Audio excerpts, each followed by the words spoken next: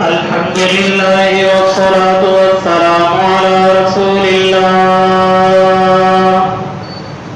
أما بعد فأعوذ بالله من الشيطان الرجيم. بسم الله الرحمن الرحيم.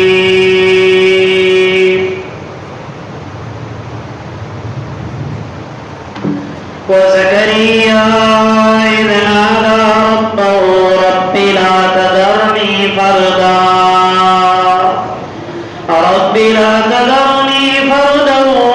وأنت خير الوارثين.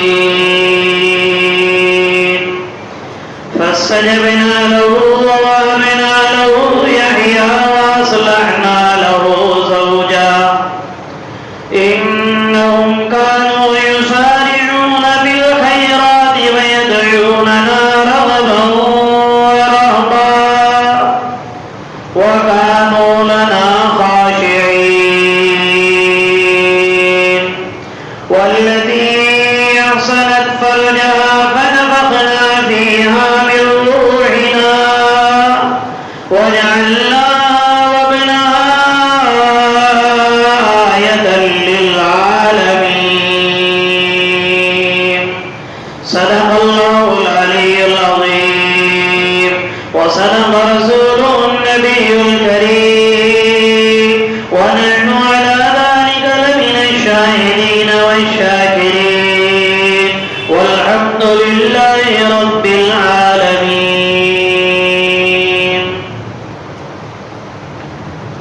17ویں پارے کی سورۃ الانبیاء میں اللہ رب العزت نے اکثر نبیوں کے واقعات بیان کیے، اور نبیوں کے واقعات اللہ اس لیے بیان کرتے ہیں کہ خود اللہ کے نبی کو نبیوں کے واقعات سے دل میں جماؤ پیدا ہوتا ہے. وَكُلًّا نَقُصُّ عَلَيْكَ مِنْ أَنْبَاءِ الرُّسُلِ مَا نُثَبِّتُ بِهِ فُؤَادَكَ. ایک آدمی اگر کسی چیز کے بارے میں غم زدہ ہے کہ میری انگلی کٹی ہوئی ہے، اس کو اگر یہ بتایا جائے کہ ایک وہ آدمی ہے جس کی 2 انگلیاں کٹی ہے، تو اس کے دل میں جماؤ پیدا ہو جاتا ہے. چونکہ اللہ کے نبی محنت کرتے تھے، قریش مکہ ستاتے تھے، تو نبیوں کے واقعات اللہ کے نبی کو سناتے کہ انہوں نے آج ستایا ہے، دیکھو انہوں نے کتنا ستایا تھا. اور ہر اعتبار سے تثبیت قلب کا ذریعہ ہوتے ہیں نبیوں کے واقعات. یہاں پر حضرت زکریا علیہ السلام، اس سے اوپر حضرت نوح علیہ السلام کا واقعہ، سلیمان علیہ السلام کا واقعہ، ایوب علیہ السلام کا، داؤد علیہ السلام کا، حضرت ذوالنون یعنی حضرت یونس علیہ السلام کا واقعہ، اور اب اللہ رب العزت مختصراً حضرت زکریا کا واقعہ سنا رہے ہیں. اور حضرت زکریا علیہ السلام کے واقعے میں اللہ نے اپنی طاقت، اپنی قدرت کو بتایا، اور نبی کی اللہ سے امید کتنی ہوتی ہے اس کو بھی بتایا.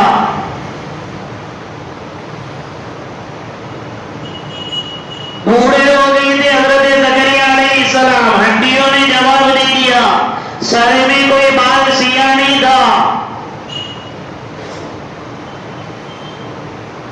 لیکن اولاد نہیں تھی.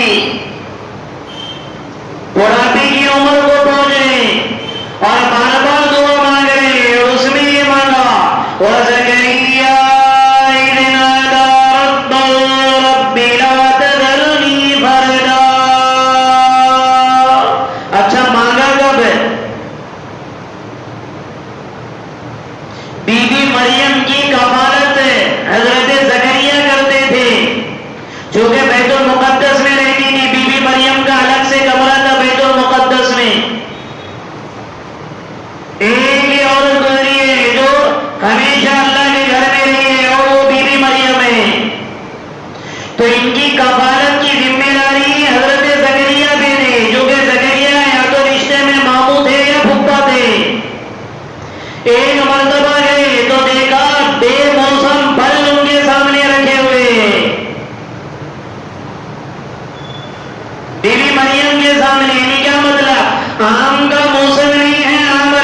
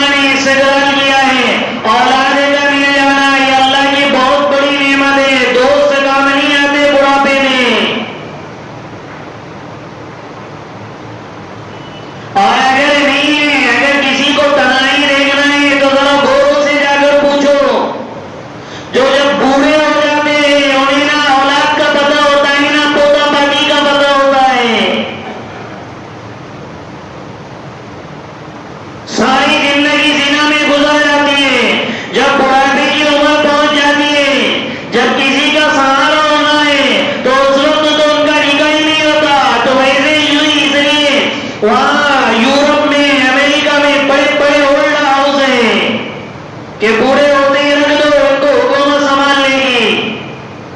تنہا ہو جاتے یہ نبی دعا مانگ رہے لا تذرنی فردا اللہ مجھے تنہا نہ چھوڑنا. اس سے بے اولاد کی دعا کی فضیلت بتائی گئی. یعنی مانگا کرو چاہے بوڑھے ہی کیوں نہ ہو پھر بھی اولاد مانگا کرو. اور حضرت زکریا کہہ رہے وانت خیر الوارثین اللہ تو بہترین وراثت دینے والا ہے. اس لیے جو میری وراثت پہ یعنی مجھے نبوت ملی ہے مجھے نبوت کا کام آگے بڑھانا ہے تو میری کوئی اولاد ہوگی تو اللہ تو اس کو بھی نبی بنا دینا.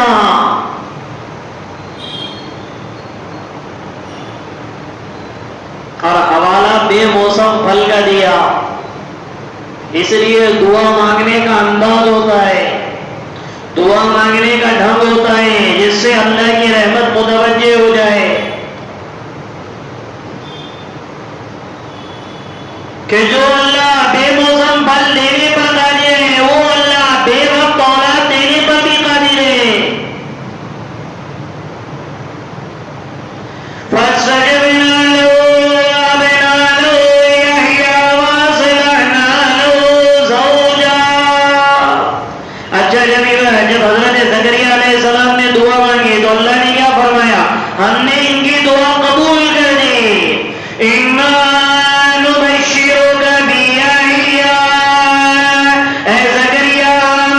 بشارت دیتے ہیں کہ تجھے یحییٰ پیدا ہونے والا ہے. بشارت دے رہے لڑکے کی بشارت دے رہے نام کے رکھنے کی. نام ہم تم نے نہیں رکھا اللہ جن کا نام رکھے یحییٰ.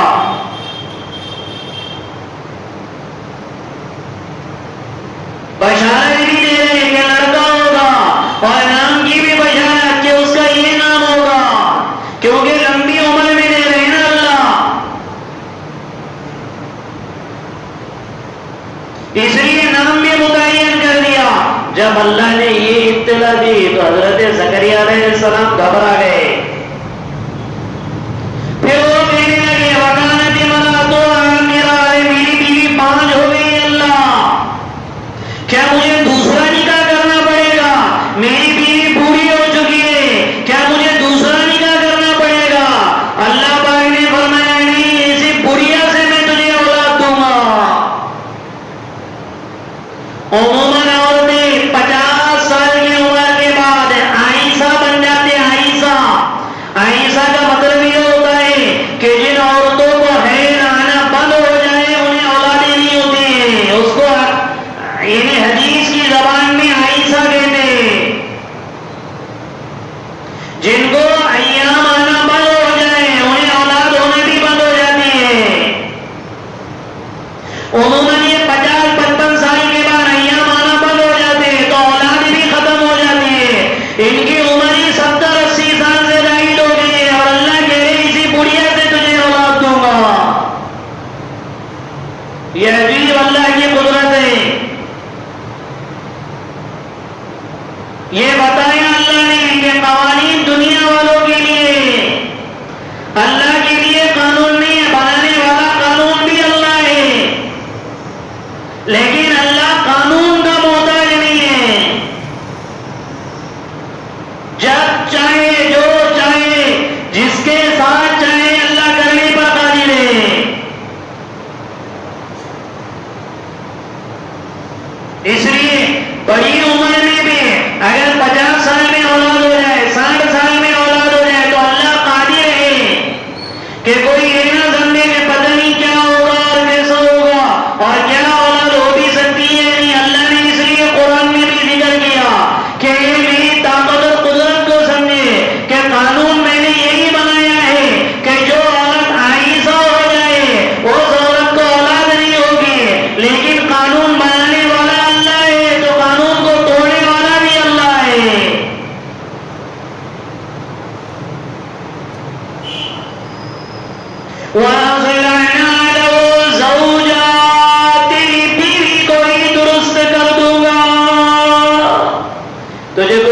نکاح کرنے کی ضرورت نہیں ہے، اسی بیوی سے تجھے اولاد دوں گا.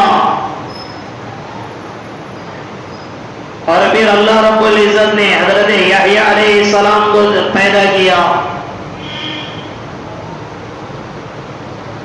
کہا اس کی علامت کیا ہوگی؟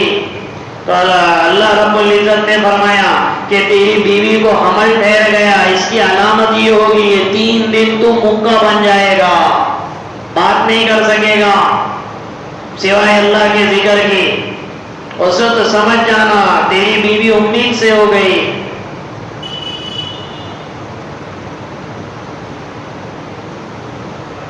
پھر حضرت زکریا علیہ السلام کو یحییٰ علیہ السلام پیدا ہوئے، جن کا نام یحییٰ تھا، جن کا آئے گا بھی آگے تذکرہ. بکری کی طرح ذبح کر ڈالا اس زمانے کے بادشاہ نے انہیں بیچ میں لا کر. جرم کیا تھا؟ کہ جرم یہ تھا کہ بادشاہ نے جن کنیزوں سے نکاح، عورتوں سے نکاح کیا تھا، ان عورتوں سے نکاح بادشاہ کے لیے حلال نہیں تھا. اور یحییٰ علیہ السلام کہتے تھے تیرے لیے اس سے نکاح حرام ہے، تو وہ کہتا تھا تم حلال کا فتویٰ دو.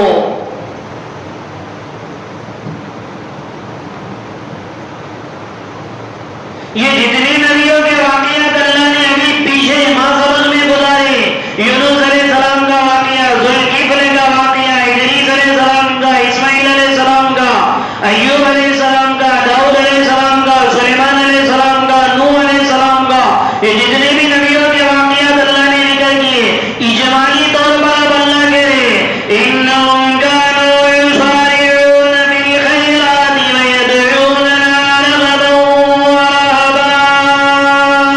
یقیناً یہ سارے انبیاء خیر کے کاموں میں جلدی کیا کرتے تھے اور ہم کو پکارتے تھے امید اور خوف کے ساتھ.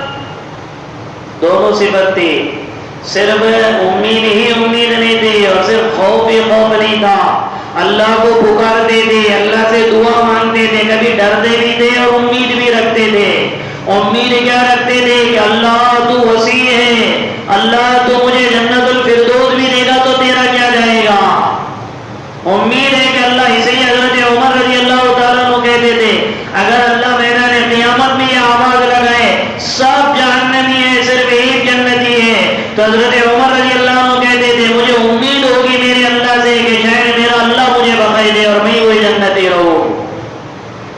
اور ڈر ایسا تھا کہ حضرت عمر کہتے تھے اگر اللہ اعلان کر دے میدان قیامت میں سب کے سب جنتی ہے ایک جہنمی ہے تو مجھے ڈر ہے کہ کہیں اللہ مجھے جہنمی نہ بنا دے. اس کو کہتے ہیں امید اور خوف کے درمیان زندگی گزارنا، نہ آنے سے زیادہ خوشی میں آپے سے باہر ہونا، نہ خوف کے ساتھ زندگی گزارتے رہنا.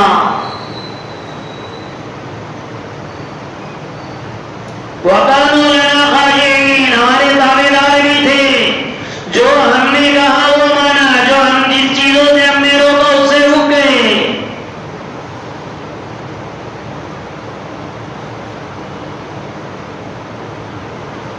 بسم اللہ الرحمن الرحیم. اللهم لك الحمد كله ولك الشكر كله ولك الثناء كله ولك الخلق كله وإليك يرجع الأمر كله بيدك الخير كله إنك على كل شيء قدير.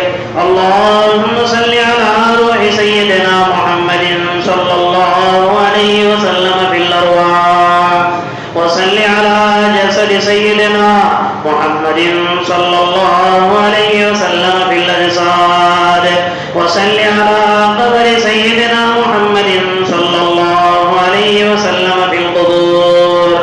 اللهم اهدنا بنا الناس جميعا. اللهم اكفنا بحلالك عن حرامك وأغننا بفضلك عمن سواك. اللهم ألهمنا مراشد أمورنا وأعذنا من شرور نفوسنا من سيئات أعمالنا. وصلى الله تعالى على خير خلقه محمد وعلى آله وأصحابه أجمعين برحمتك يا أرحم الراحمين.